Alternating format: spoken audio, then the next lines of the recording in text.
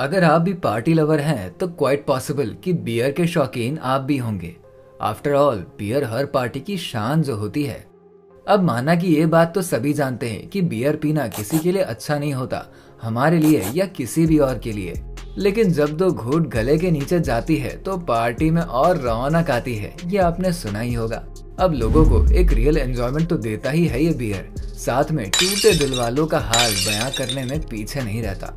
तभी तो गर्लफ्रेंड से ब्रेकअप के बाद बेचारे दुखियारे आशिक इसकी दो घूंट पीकर ही अपनी महबूबा की यादों में खो जाते हैं और दर्द दिल सबके सामने रख देते हैं। यानी आजकल आपके सुख दुख में आपके दोस्त साथ आए या ना आए, लेकिन ये बियर आपके दिल में हमेशा पास रहता है। खुशी और गम हर जगह आपका साथ देता है।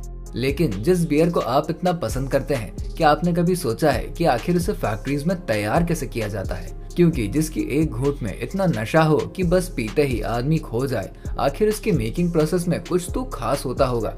तो चलिए आपको ले चलते हैं फैक्ट्रीज और मशीन्स की उस खूबसूरत दुनिया में, जहां आप देखेंगे कुछ नया और सीखेंगे कुछ बेहद ही अलग। तो हम बताएंगे फैक्ट्रीज में बियर का मेकिंग प्रोसेस। कहीं मत जाइए वीडियो को बीच में छोड़कर।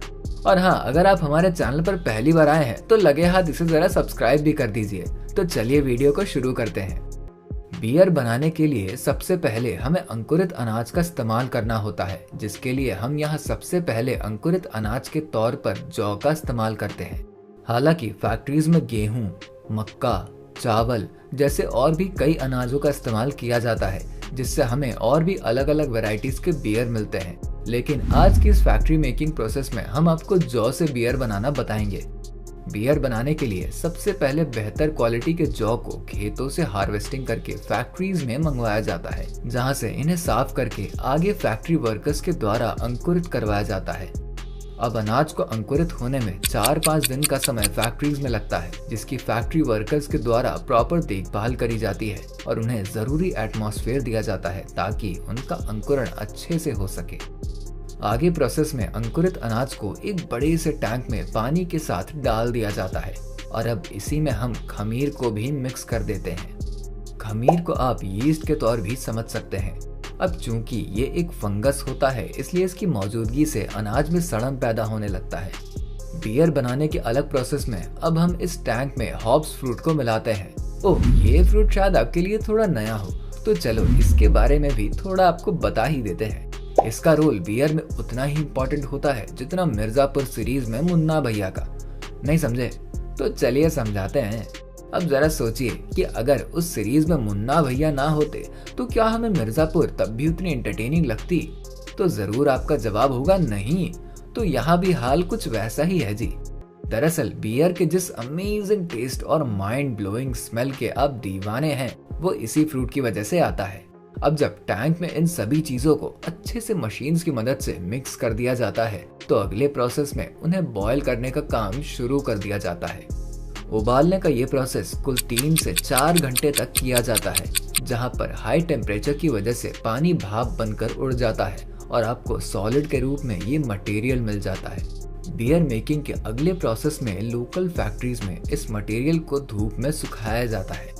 लेकिन जब यही काम बड़ी बड़ी फैक्ट्रीज में किया जाता है, तो इन मटेरियल को एक स्पेशल रूम में लाया जाता है, जहां इन्हें टेम्परेचर की हेल्प से सुखाया जाता है। और अब एक बार इन्हें सूखने के बाद प्रिकॉशन के तौर पर फिर से मशीन में डालकर गर्म किया जाता है, ताकि अगर कोई नमी बाकी रह जाए तो उसे भी सुखा दिया जाए और हमें आगे के प्रोसेस के लिए मटेरियल पूरी तरह से सूखा हुआ मिले। अब इस मटेरियल को आगे ग्राइंडर मशीन में डालकर पीस दिया जाता है ताकि वो पाउडर फॉर्म में आ जाए। वहीं दूसरे सेक्शन में गुड़ और पानी का एक घोल एक बड़े से टैंकर में तैयार किया जाता है। अब गुड़ और पानी के इस मिक्सचर में बाकी के मटेरियल को लाके मिक्स कर दिया जाता है ताकि आगे का प्रोसेस शुरू किया जा सके। अब चूंकि इसमें यीस्ट पहले से ही मौजूद होता है, ऐसे में गुड़ के साथ मिक्स होते ही सड़ने का प्रोसेस काफी तेजी से शुरू हो जाता है। कुछ देर बाद आप देखते हैं कि टैंक में ऊपर की तरफ ढेर सारा झाग आपको जमा हुआ दिखाई देता है और नीचे की तरफ लिक्विड रहता है, जिसे बाद में अलग करके एक दूसरे टैंक में स्टोर कर दिया जाता है। इस पूरे प्रोसेस में सबसे इम्पोर्टेंट आपका ये लिक्विड ही होता है, क्योंकि आगे बियर बनाने में इसी का इस्तेमाल किया जाता है। इस लिक्विड में हम अल्कोहल को भी ऐड करते हैं। हाँ, ये अलग बात है कि उसकी मात्रा काफी कम होती है और बिना अल्कोहल के बियर का मजा भी नहीं आएगा, ये बात तो आप जान ही रहे हैं। आइए अब मेकिंग प्रोसेस में आगे बढ़ते हैं और आपको ले चलते हैं फैक्ट्री के दूसरे हिस्से में, जहां पर इस स्पेशल लिक्विड को इन बड़े लकड़ी के ड्रम्स जैसे दिखने वाले कंटेनर में स्टोर कर दिया जाता है और इसे 3 महीने तक ऐसे ही छोड़ दिया जाता है। और 3 महीने के लंबे इंतजार के बाद हमें फैक्ट्रीज में बियर तैयार मिलता है और 3 महीने बाद इस बियर को ड्रम से निकाला जाता है और इसे फैक्ट्री के अगले हिस्से यानी टेस्टिंग यूनिट में भेज दिया जाता है। यहाँ पर हमारे क्वालिटी एक्सपर्ट बैठे रहते हैं इनकी क्वालिटी और सभी स्टैंडर्ड पैरामीटर्स को चेक करने के लिए। दरअसल वो इसकी चेकिंग इसलिए भी करते हैं क्योंकि इसमें जिन भी इंग्रेडिएंट्स का इस्तेमाल किया गया है उनका रेशियो ठीक है या नहीं, कहीं किसी इंग्रेडिएंट्स का रेशियो एक तय पैरामीटर से ज्यादा तो नहीं है जिससे ये हेल्थ के लिए नुकसानदायक साबित हो। इधर एक बैच के कंप्लीशन का प्रोसेस पूरा होता है, उधर दूसरे बैच की बियर की मेकिंग प्रोसेस शुरू हो जाती है। जब टेस्टिंग यूनिट में इन्हें चेक किया जाता है तो अगर ये सभी जरूरी पैरामीटर्स पर खरे उतरते हैं तो आगे इन्हें प्रोडक्शन लाइन में फॉरवर्ड कर दिया जाता है। लेकिन अगर इनमें से किसी में भी कमी महसूस होती है तो इन्हें फिर से रीचेक के लिए आगे भेज दिया जाता है और एक बार फिर इन्हें स्टोरेज एरिया में कुछ समय के लिए छोड़ दिया जाता है। इतने प्रोसेस से गुजरने के बाद हमें हमारी बियर बनकर तैयार मिलती है, जिसे कई तरह की कांच की बोतल और नेस में पैक किया जाता है और इन्हें आगे मार्केट में भेज दिया जाता है, जहां से हम अपनी मनपसंद बियर को खरीदकर बड़े ही चाव से घर ले आते हैं और इससे अपनी पार्टी की शोभा बढ़ाते हैं। इवन अपने दोस्तों को उनकी फेवरेट बियर भी ऑफर करते हैं।